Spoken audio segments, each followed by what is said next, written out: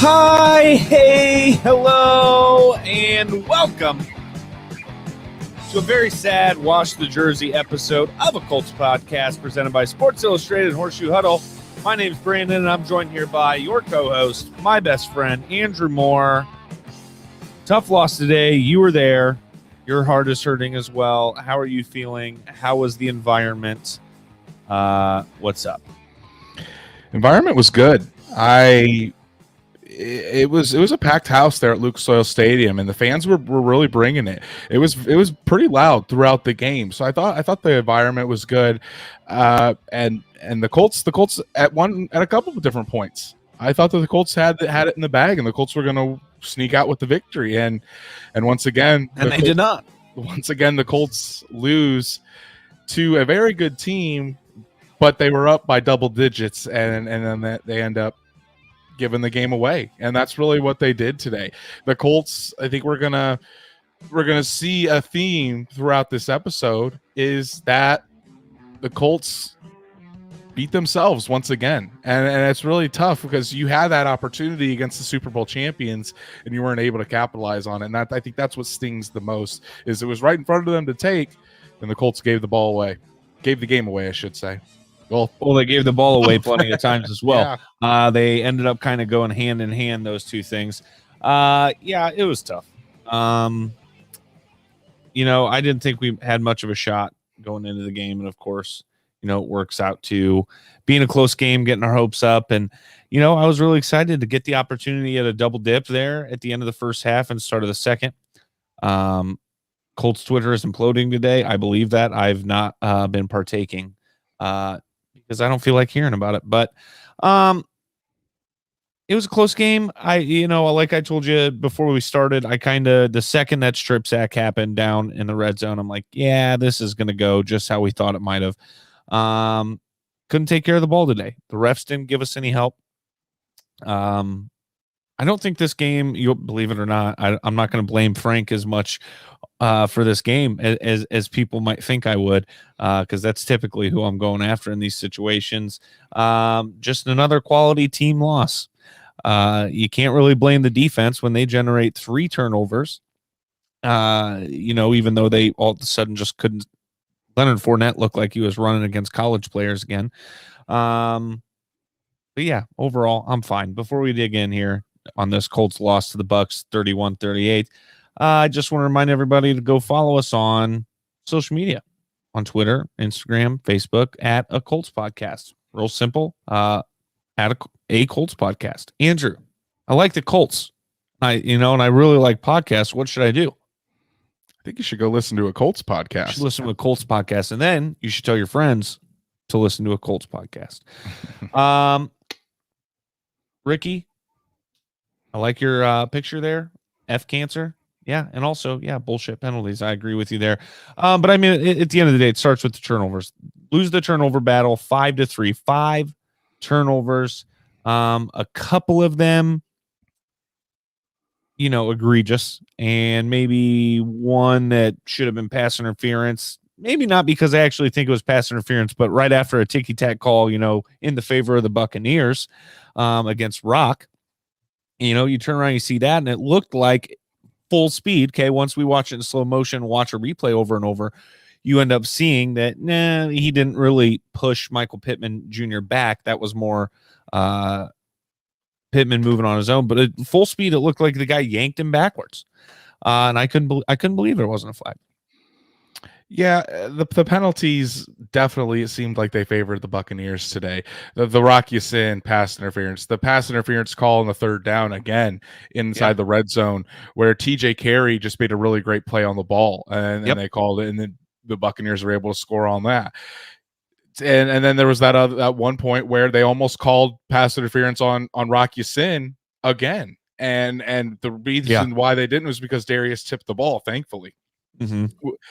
It was tough to see, and you're not going to win very many games when you lose the turnover battle. It's pretty simple. And the Colts this year have been on the good side of that. They're plus, they were before this game, they were plus 15 in turnover differential, and the Colts really haven't turned the ball over that much this year. but 5 turnovers against the Super Bowl champions and against Tom Brady. And by the way, Tom Brady really wasn't the reason that the Buccaneers won today. Tom Brady didn't beat the Colts. The Colts beat themselves. And when you're and I mean, maybe you could look at it as 4-3, I would guess, or 4-2, however, wherever it was, because the last throw on the Hail Mary from Wentz was picked off as well. Yeah. But at the same time, when you fumble the ball like Zach Pascal did, when you get beat like Eric Fisher did by Shaq Barrett, and then the muffed punt by Nyheim Hines deep inside Colts territory, where the Colts had the Buccaneers on the ropes at that point. Those kill the momentum. They shifted it all the way over to the Bucs, and the Colts couldn't do anything. It seemed like when one phase was doing well, the other phase of the game wasn't. So when the defense was hot to start out the game, the Colts offense started out real slow. And then when the Colts offense started to get it going, the Colts defense took a step back, and then just compile that with the turnovers, they just didn't put together a complete game. There were at times where they showed that they could hang with the Tampa Bay Buccaneers. Yeah. They showed it throughout most of the game. But when you turn it over to that many times and you're unable to capitalize on the Buccaneers turnovers, because the Buccaneers turned it over a couple times in the first half, and I know for a fact the Colts didn't get anything on one of them. I'm not sure about the other, but then right after that the first drive by the Buccaneers where the punt gets shanked, I'm not even sure if it was blocked or not, and the Colts couldn't even do anything with that. They just got 3 points. So when you can't turn those into 7, especially against the team as good as the Tampa Bay Buccaneers, you're going to struggle. And then you just get in your own way by creating too many self-inflicted turnovers. Because, I mean, and I think for me at least, it's the muff punt by Nyheim Hines and the dropped catch, or the fumble off the catch by Zach Pascal. Those were the two that absolutely hurt the most for the Colts today. Yeah, what was the other Wentz interception? The one at the end of the game that, I mean, that was I don't like that those go in the stat book, but they do on the Hail Mary, end of the game pass. But I don't even remember the other one. The one to Pittman, the one that Antoine Winfield. That's right. Yeah. Okay. Yeah. Goodness gracious, we just talked about it. Yeah, that was a little ridiculous. That, I mean, every once in a while when you throw a deep ball, there's going to be a pick. Brady had one today too. Mm-hmm. Which, by the way, great catch by Isaiah Rodgers. Phenomenal interception by Isaiah Rodgers. Yeah, and then also, like you said, Brady didn't win that game, but he sure as hell didn't lose it for him. Right. And neither did Wentz. I'm pretty well happy with Wentz today. 3 touchdown passes, the 2 interceptions. Neither one really, I would say, really his fault. And again, not a great completion percentage, but he was over 300 yards. I think we scored 21 points in the second quarter. 20, because it was 24 and a half. Yeah. So, I mean, we played a good football game. It's just the turnovers. I felt like that was the most possessions in the history of a football game. It seemed like a lot of possessions going, especially in that first quarter. I think end of the first quarter, I think both teams had the ball 3 or 4 times. Mm-hmm. It was outrageous. It was a lot of possessions. But yeah, let's try to get back on track here. I'm scatterbrained here. The turnovers were the difference, and we don't typically lose that battle. I was hoping the defense could make something happen there on that last drive. But I was kind of hoping Darius could knock one out again. I mean, it's unbelievable. Just a direct. I don't know how close. I don't know in the stadium what angles they show for certain replays, but I mean, every week it's just like you're seeing a replay, him cocking back and just pop, throwing a stiff right through. Oh yeah, they showed it, and then the second one, which he didn't get, but when it was on the opposite side of the field from me, I saw Darius square up, and I saw him cock back. I'm like, and for a split second, I thought, is he going to do it again? And then it looked like he hurt his wrist, which was kind of worrying me some. It's funny you said that today, because I never thought about like him spraining his wrist or something, trying to punch like that, and today that hit my brain, and now you bring it up. That's funny. Anything else about the turnovers, Andrew? It's just we don't lose that turnover battle often. So we don't. And I think if the Colts don't lose it today, and the thing is, Zach Pascal, that was his first career fumble. Wow. Nyheim Hines, most of the time, I would say 90% of the time, Nyheim Hines is pretty sure-handed on punt returns and fielding those kicks. Yeah. Just you can't have those types of mistakes, especially against a team like the Tampa Bay Buccaneers that normally capitalizes on them, and that's just too good of too good all around of a team for the Colts to be able to come back from that. And they almost did, but again, it's against these really good teams where the Colts really need to put the two halves together, all four quarters. They did it. They've only done it one time against Buffalo. Against Baltimore, they didn't. Against Tennessee, they haven't. And against Tampa Bay today, they didn't. And that's what cost them the game. Yeah.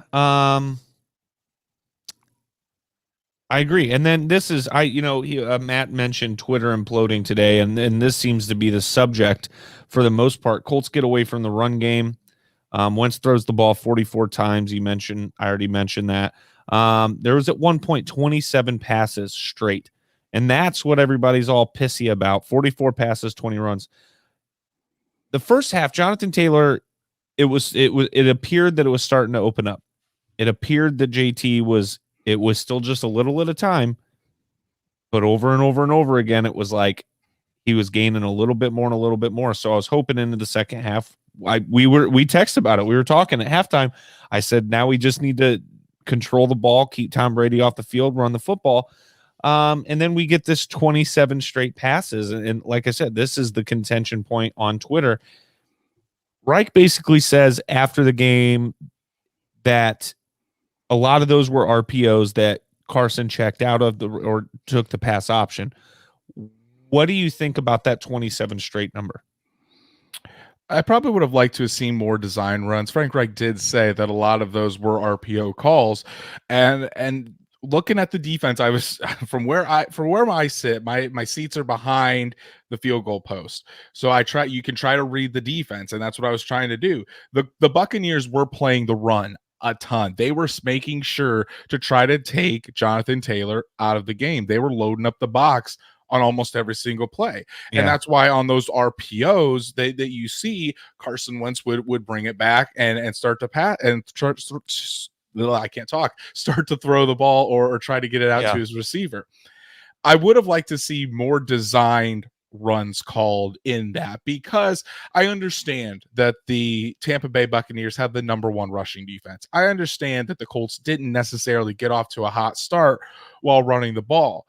And I'm fine with maybe even 10 to 15 passes in a row, but 27 straight throws, that's where it's like, you can't go that one-sided with things. Yeah. And I know that the Colts ran it however many times in a row last week, but at the same time, it's because Jonathan Taylor couldn't be stopped. Carson Wentz, while he was having success, it wasn't to the magnitude that Jonathan Taylor was. And we know that Jonathan Taylor is the best player on this Colts offense. So you want to make sure you keep him involved. And whether that is design runs to try to keep the defense honest, that's what I would have liked to have seen. I don't have a problem with the RPO calls, because if you've read my Wednesday series, the Colts thrive in RPOs, and that's one of Carson. We were moving the football too. Exactly, they were moving the football, so I don't have a problem with calling all those RPOs, but just sprinkle or mix in some of those design runs to keep Jonathan Taylor involved. He ended up with 16 carries on the day. 27 straight's too many. What your point is? 27 straight is too many, even if it's the RPOs, and that's just even if it's the right read. Mm-hmm. So you have to throw in, we're running the football on this play. We're not checking out, you know what I mean? Unless it's a disastrous, situation where it's all red lights, you got to throw the ball. You have to throw in some, like you said, design runs. We're running the football. I don't care what they're showing. There was one point, I think it was in the first half. Greg Olson talked about, he was one of the commentators. Did you know we're on Fox? I was surprised to see us on Fox. I guess since we were playing the Patriots, the Bucks.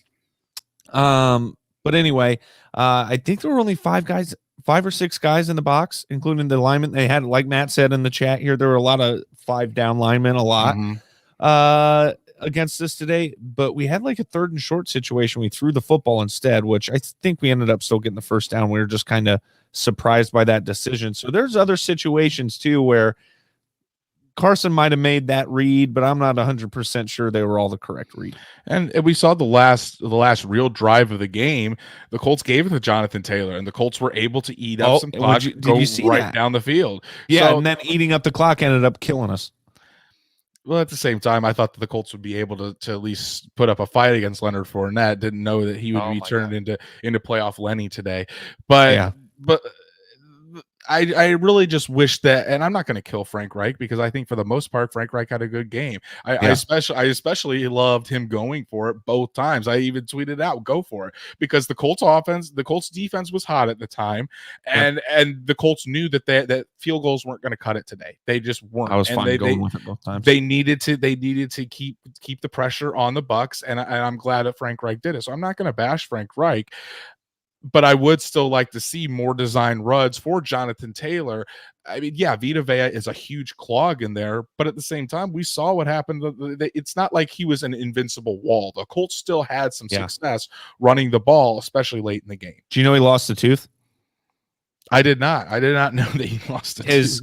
I don't know if he got a hand to the face or something, but his helmet came up on a play, and then he caught somebody's helmet right to his mouth. You saw the tooth fly out. Oh, it was. And then he's over on the sideline smiling, blood bleeding out of his mouth. That would hurt. Broke in half, but yeah, it was literally, it was like a hockey, lost a tooth. You mentioned their run defense. They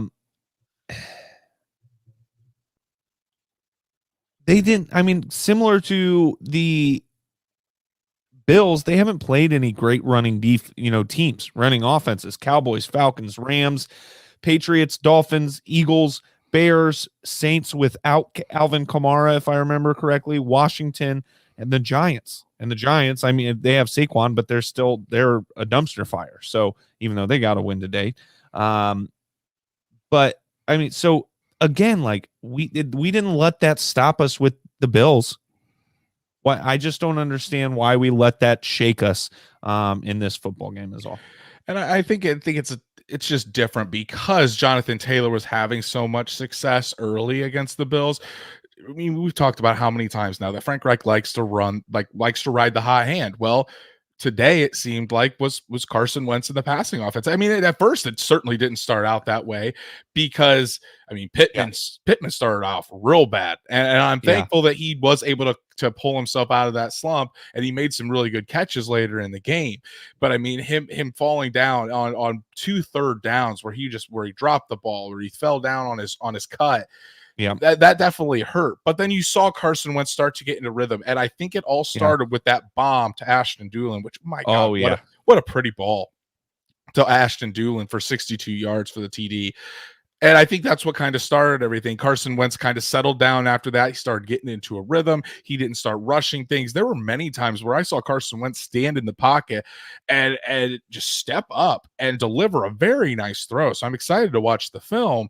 And I think that's what Frank Reich saw. Is he saw Carson starting to get into a rhythm. He saw the Colts start having success in the passing game, and that's why he started riding the hot hand. But 21 straight passes, still too much. There has to be more design runs in there to keep the defense honest. And when you have Jonathan Taylor back there, an MVP candidate, you gotta make him a priority, get him the ball. I'm not saying force it to him, but incorporate him in the offense in some way.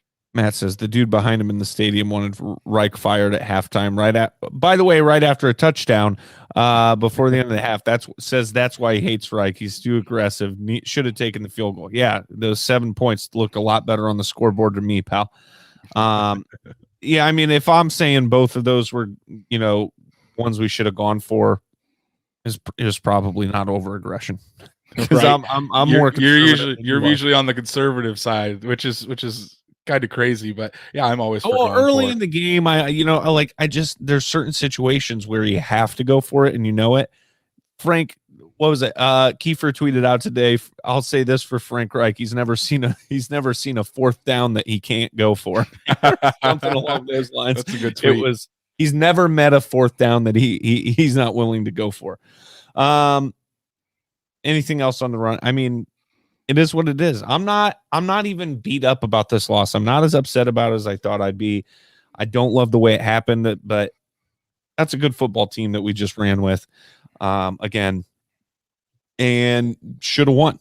and that's frustrating. But like, I feel good about the rest of our schedule, minus maybe the Patriots. So Yeah, I'll give my final thoughts when we're done talking about the Colts, but there's reason to look up, but there's also reason to be concerned as well, in my opinion. that's fair. Defense started out hot. They fade throughout the game. Just can't stop Fournette. 131 yards and 4 touchdowns. And you left out the other all-star of the game, Rob Gronkowski. I mean, it just felt like anytime Brady was in a jam, Rob was there to bail him out. And it felt like Fournette was the one having success on the early downs.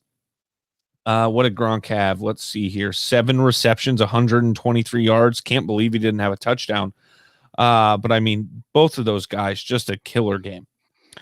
Yeah, and I was surprised with how well Leonard Fournette played, because this Colts rushing defense has been so solid all year, but it just seemed like on every single run, Fournette was picking up about 5 yards a carry. He was kind of seeing what we see Jonathan Taylor do to teams, where he might not necessarily break a huge gain every time, but he's still going to get something. And he was getting those third downs into third and manageable for the Buccaneers, and not having it third and long. The Colts, as far as getting pressure on Tom Brady, I didn't think they did too bad. I mean, Kwity Paye got his third straight sack. DeForest Buckner was able to apply pressure, but it just seemed like the defensive line couldn't get off their blocks in the running game. The Buccaneers, the offensive line, did a really good job of keeping the Colts kind of wrapped up in that regard. And you saw Leonard Fournette go to the second level multiple times, because we saw Darius Leonard and Bobby Okereke constantly having to wrap up Leonard Fournette. And then there was some missed tackles as well. Andrew Sendejo constantly missing tackles. George Odom had a few where he wasn't able to wrap up. And then you talk about Rob Gronkowski. The Buccaneers, I thought, did a really good job of, when the Colts were in cover 2, really using the seam to get Rob Gronkowski involved, because as soon as he would get behind Darius Leonard, in between Leonard and George Odom deep, Brady would fire it right over the top of Leonard's head. And Leonard tried. He was get back so there. close to knocking some of those down. He was so close on multiple occasions. And I thought Darius Leonard probably had one of his better games of this year, to be honest with you. He played well. It's just, Brady is Brady, and Brady and Gronk have been doing that for years now, where Brady just drops it right in, and then Gronkowski is a freight train, and it's hard to bring him down with just one guy. So that's where it killed the Colts. DBs. Right. And the Colts actually did a pretty good job on the wide receivers. Mike Evans and Chris Godwin really didn't do anything. It was Leonard Fournette and Rob Gronkowski that really tore the Colts up today. Yeah, and ghost pass interference calls. I mean, the one on Miller, it was on Scotty Miller, wasn't it? Rocks? I think so, yeah. That was egregious. That was hand fighting. That was soft ass hand fighting, if anything, between both of them. Well, and that's Rock's first defensive pass interference call of the year, which is pretty incredible that we got to week 12. That just kind of shows how good Rocky Sin has been playing this year, and how much he has changed the way he plays. He hasn't been panicking. He's been able to stick with wide receivers, and he really hasn't gotten beat. And I mean, in the replay, I did see a small tug of the jersey, but at the same time, like you mentioned, him and Scotty Miller were both hand fighting. I don't think it was anything that really impeded Scotty Miller that enough that it would have had any effect on him being able to catch the ball. Yeah, it didn't impede a thing. And where the referee that made the call was standing, he couldn't see that jersey grab anyway. So, Fournette, like you said, I mean, looked like he was running against college kids again. We couldn't tackle him or Gronk. Darius Leonard caught himself a nasty stiff arm from Leonard Fournette. Kenny Moore gets run over by Gronk. Odom gets run over, bounces off of Gronk. I mean, there was no stopping those two guys today, but I like your point about those other weapons that we were really worried about. They didn't do much. Right, and credit. I'm going to credit Xavier Rhodes. Xavier Rhodes had a very good game today. I mean, he almost got an interception on the first drive when Brady was trying to feed it to Gronk. But Xavier Rhodes, I didn't have a single issue with how he played. I thought he was very physical. Thought you saw his all-out effort today, which sometimes hasn't been that way in the past. And I think having a full, where I think this might have been the first week of practice where Xavier Rhodes wasn't on the injury report. So it looks like maybe he is finally getting over that calf injury, and that'd be great to see. But he played well. Isaiah Rodgers played well. I thought Rock Ya-Sin, outside of the defensive pass interference call, which shouldn't have been called, I thought Rock played pretty well. So the cornerbacks really did a good job. It was more like we mentioned, the running of the ball and kind of the passes over the middle to Rob Gronkowski that really hurt the Colts. And maybe if you have Julian Blackmon or Kari Willis out there, things a little bit.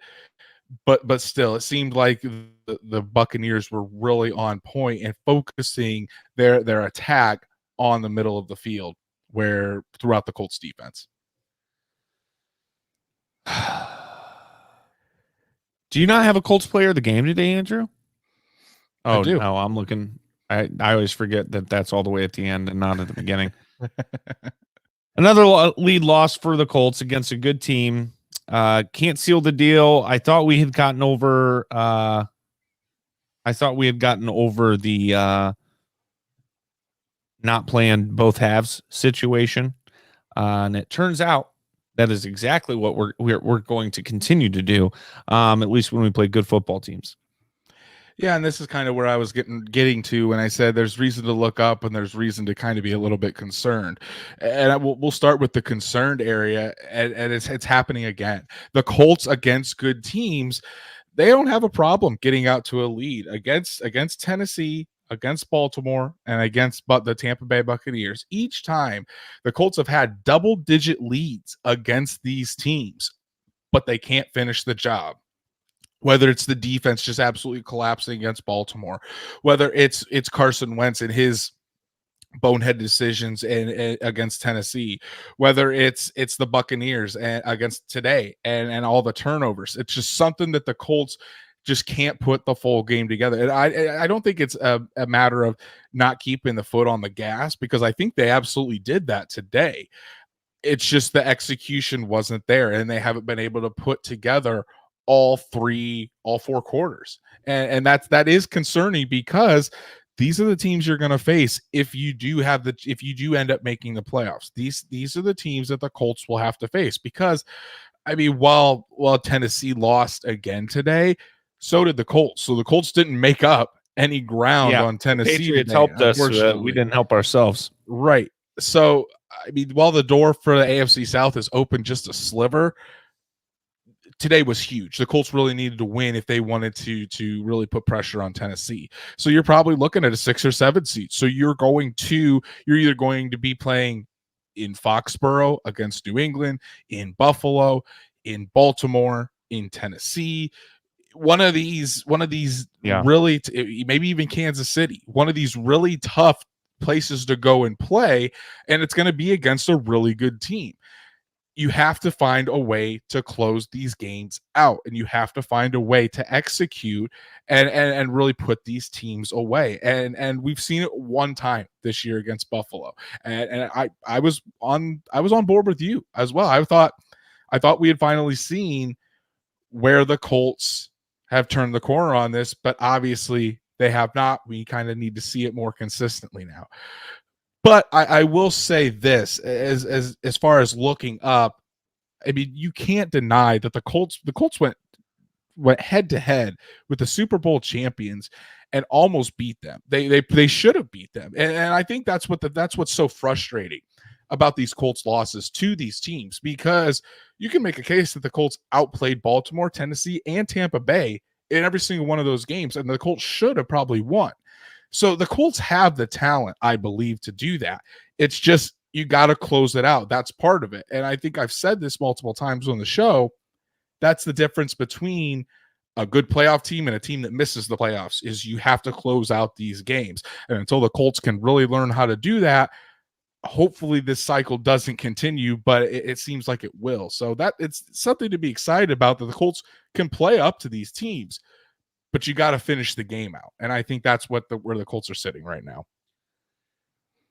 Not a lot of hope. It isn't it for the Titans losing many more games. They've got the Jaguars, the Steelers, the Niners, the Dolphins, and the Texans again. And isn't I think I saw Henry could be back late December. Very So late that's going to December. help. There's AJ Brown could be back or in about 3 to 4 weeks. Derrick Henry, it's still not known if he can make it back before the end of the regular season. Okay, because the Niners are towards the end of December. That's the 23rd. So, oh, hey, you know what, Tyler? If Miami beats Tennessee, thanks. We'll be ever grateful for that victory by the Miami Dolphins. But until then, we'll believe it when I see it. And yeah, I mean, I don't feel good about losing. I don't feel good about being 6-6. But at the end of the day, I think we've gotten better as the season's gone on. We've been able to tie. We've been able to find ways to win some football games, and I'm hoping that if we can just squeak in, maybe by the time the playoffs come around, we've got winning football games figured out.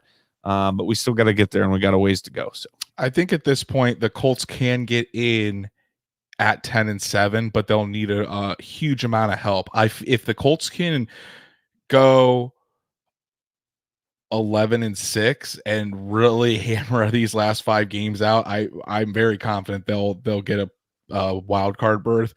10-7 might just do it though. I think if they can win, especially if they win all their AFC opponents, and if they lose to Arizona, I think that's going to help them drastically. Is having that big conference win percentage on their side, because that's one of the, besides head to head, that's one of the top tiebreakers for those final playoff spots.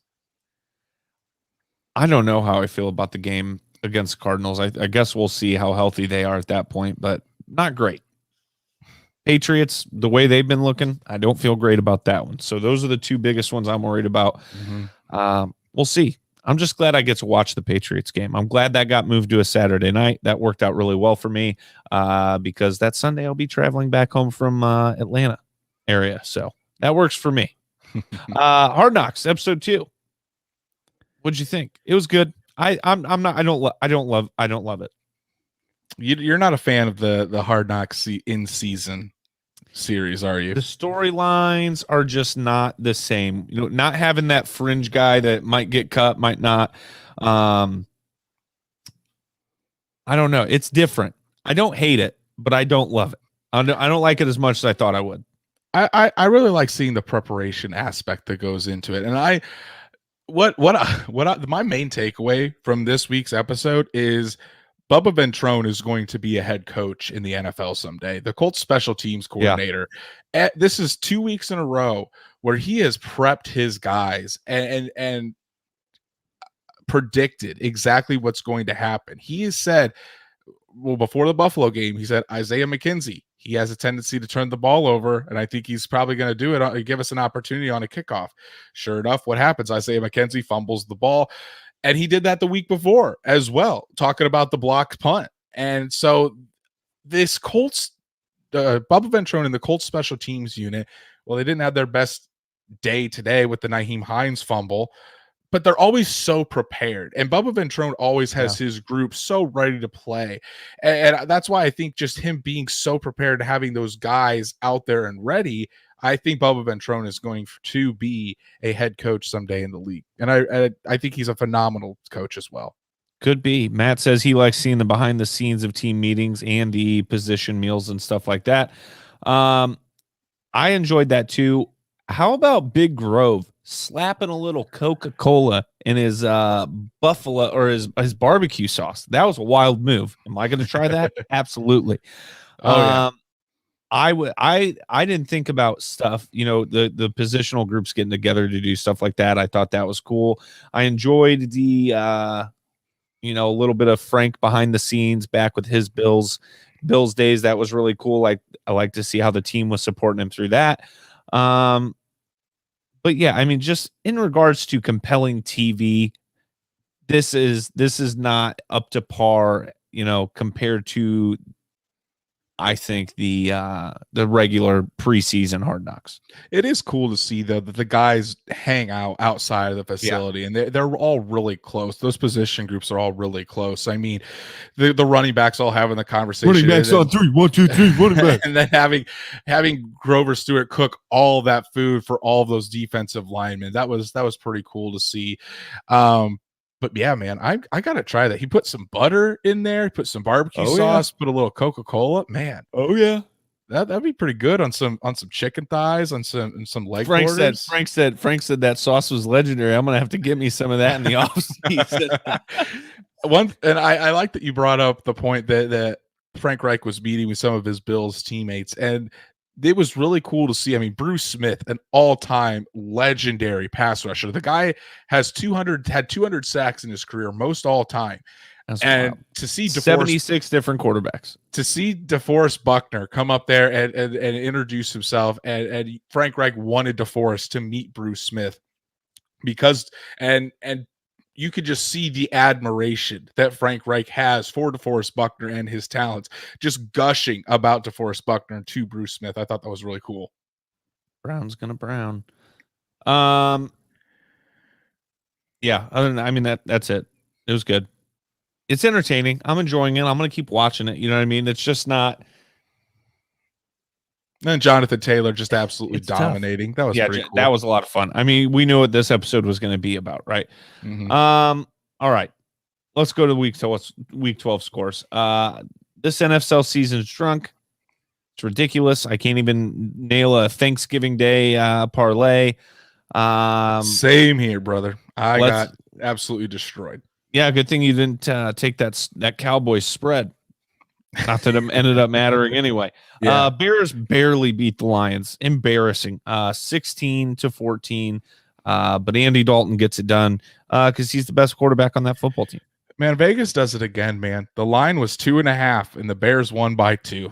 Just, I don't understand how they do it, but I guess that's just how Vegas is. But yeah, that was a pretty boring game. And I mean, I didn't even think Jared Goff was going to play. Jared Goff comes out, and I feel bad for him because he just has 0 weapons. The Lions are a dumpster fire. Dan Campbell doesn't seem like he knows what he's doing calling the plays. So I have no words for the Lions anymore. They're not good. Raiders, speaking of Vegas, decided to come out and beat the Cowboys 36-33. I said if the Cowboys didn't win this game, I do not think the Cowboys are a legitimate. They'll make the playoffs, but they are not going to be a threat in the playoffs at all. Pretty sure that game started at 4:30, did not get over till 8:30 because there were 28 accepted penalties. Sean Hockley and his crew ought to be ashamed of themselves. That was atrocious football to watch. Absolutely atrocious. I hated every single second of it. It seemed like there was a flag on every single play. Joe Buck and Troy Aikman hated it too. It was, I mean, the NFL is officiating. I just absolutely hate talking about it because I just want to watch good football. I want to talk about good football. I don't want to talk about guys that shouldn't have jobs calling these NFL games. And I saw another penalty. 75% of the referees are. Saw another penalty today that, and nobody knew exactly what happened, saying somebody was lined up in the neutral zone on a punt. Nobody could figure out who it was. They called it on this guy, didn't look at all. I mean, no more than any other situation that just randomly. So it's just shit like that constantly. Yeah. Every game,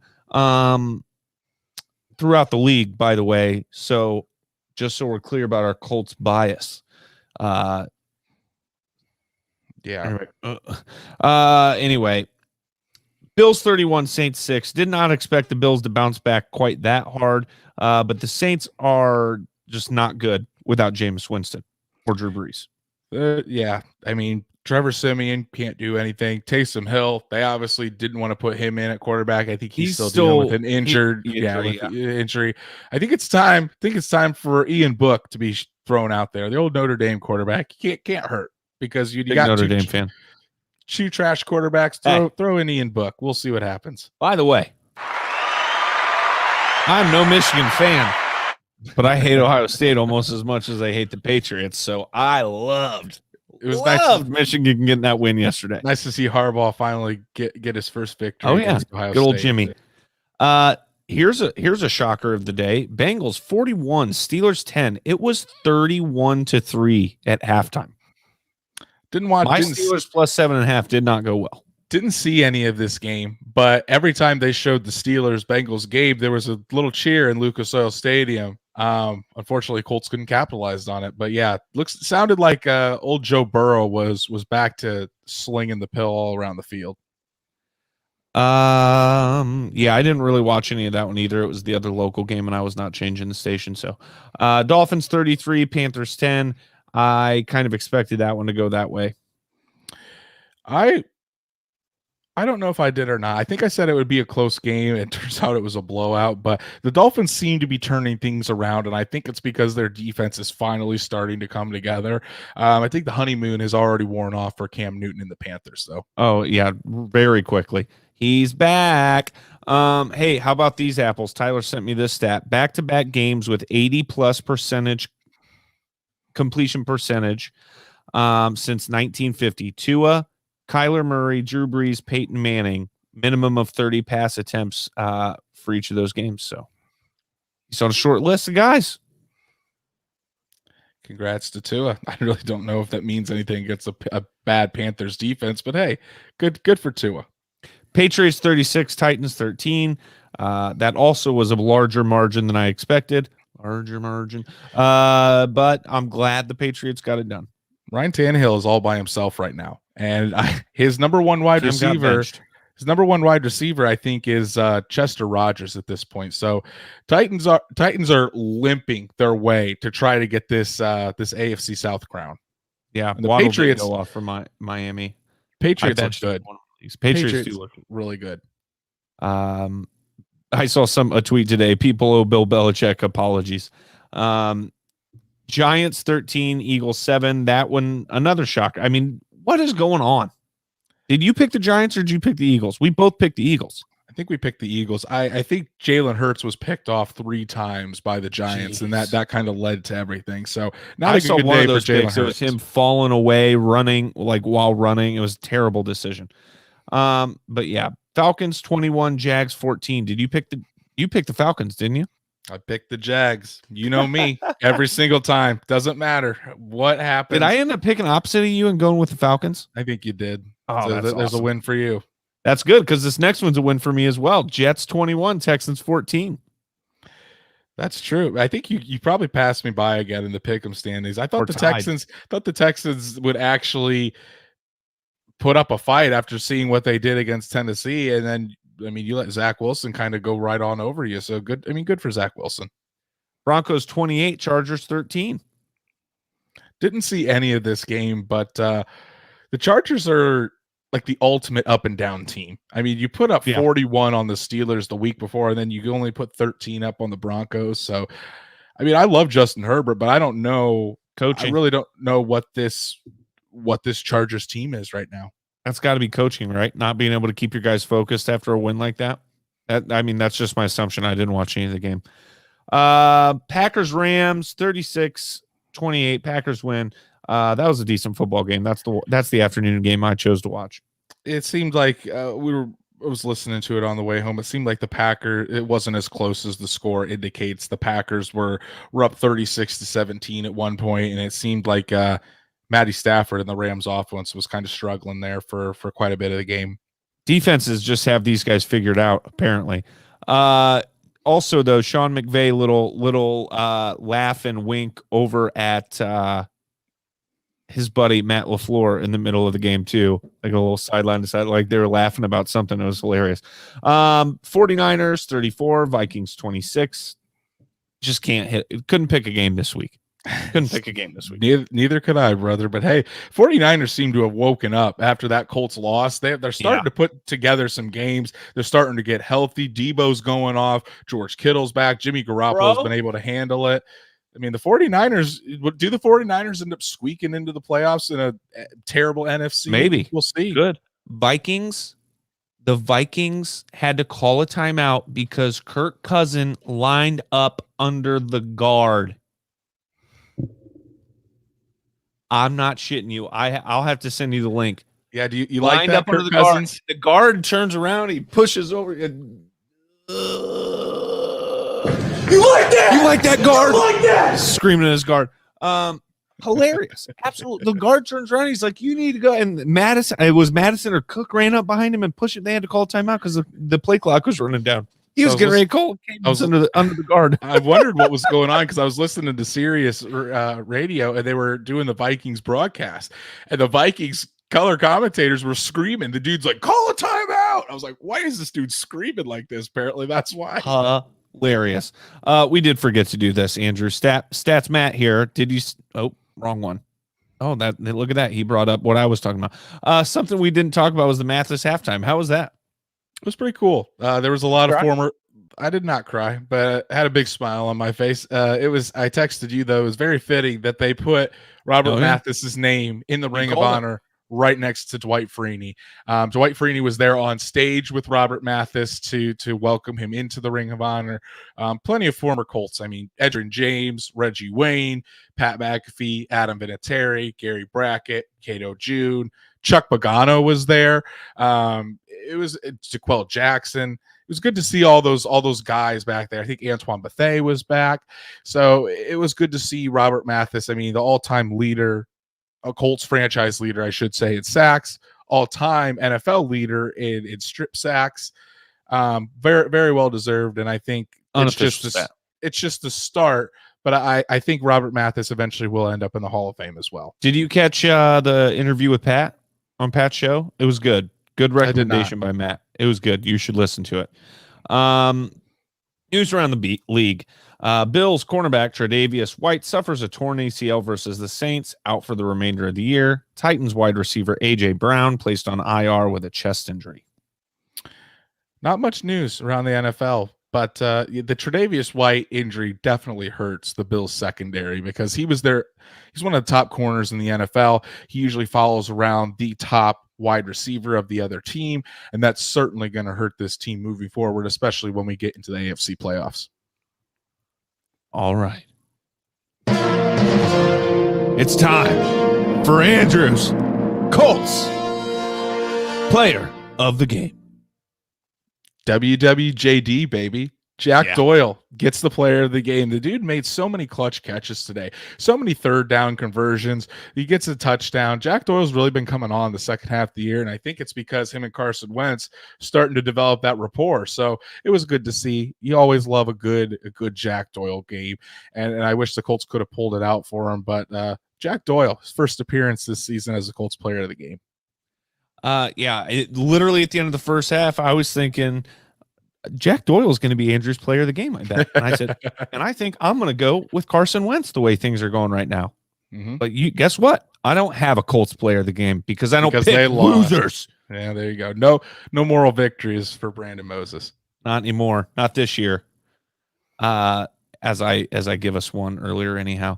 I think that's it. Do we have anything else? That's it for tonight.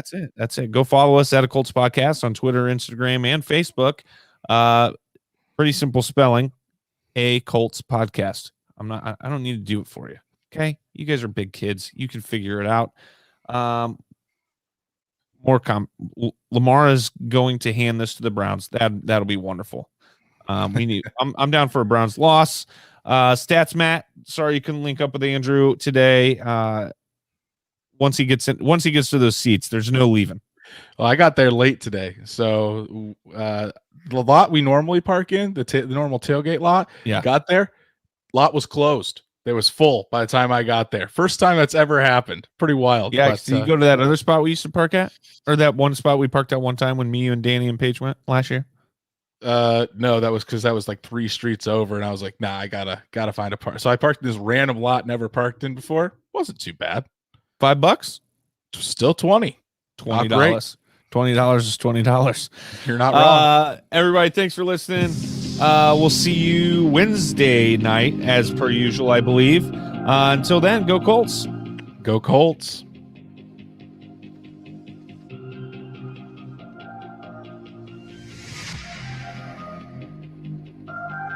Let this moment become a cherished memory. And then remember, a legacy is only worthwhile when there is a future to fuel. God bless you, and God bless football.